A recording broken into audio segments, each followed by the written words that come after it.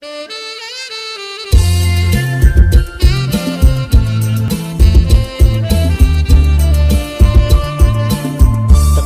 កាត់ផ្លូវរដូវបញ្ជុំចាប់ដូនតាយំទុំដើមសង្ការបញ្ជុំឆ្នាំនឹងប្រលឹងមានស្នេហ៍ទៅវត្តណាតែផងសុំទៅផងមិនមួយវត្តមនីមិនពីរវត្តថ្មីដល់មិនទី3ស្រីទៅក្រួយដងមិន4វត្តសុំ5ព្រែកបងកង6នួនល្អ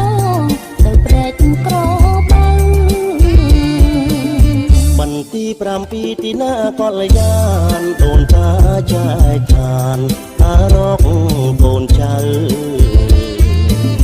បន្ទី7ទៅគៀនស្វាយក្រៅជួបជុំញាតភៅឧទ្ទិសកូនសើហើយនឹងមួយឆ្នាំបាន7វត្តដូនតាប្រាកដលោកក៏ទួលផលរួចហើយឲ្យបរៀងរាល់សូមកូនចៅស្គាល់សង្សាររុងរឿង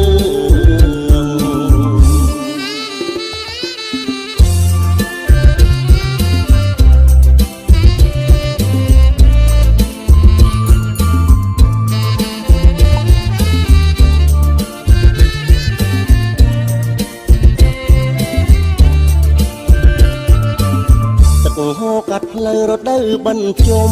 ចាប់ដូនតាយំទុំដើមសង្ការ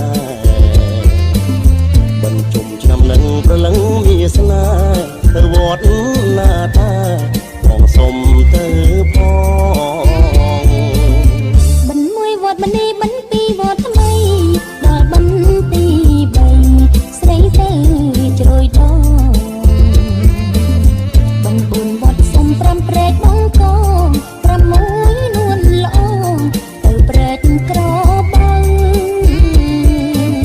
បន្ទី7ទីណាកលយានដូនតាចែកឋានតារកកូនចៅបន្ទី7ទៅគៀនស្វាយក្រៅជួបជុំញាតភៅឧទ្ទិសកូនសើហើយនឹងមួយឆ្នាំបាន7វត្តដូនតាប្រាកដលោកក៏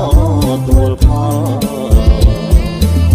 រួចហើយឲ្យបរៀងរាល់សូមកូនចៅស្គាល់សង្សាររុង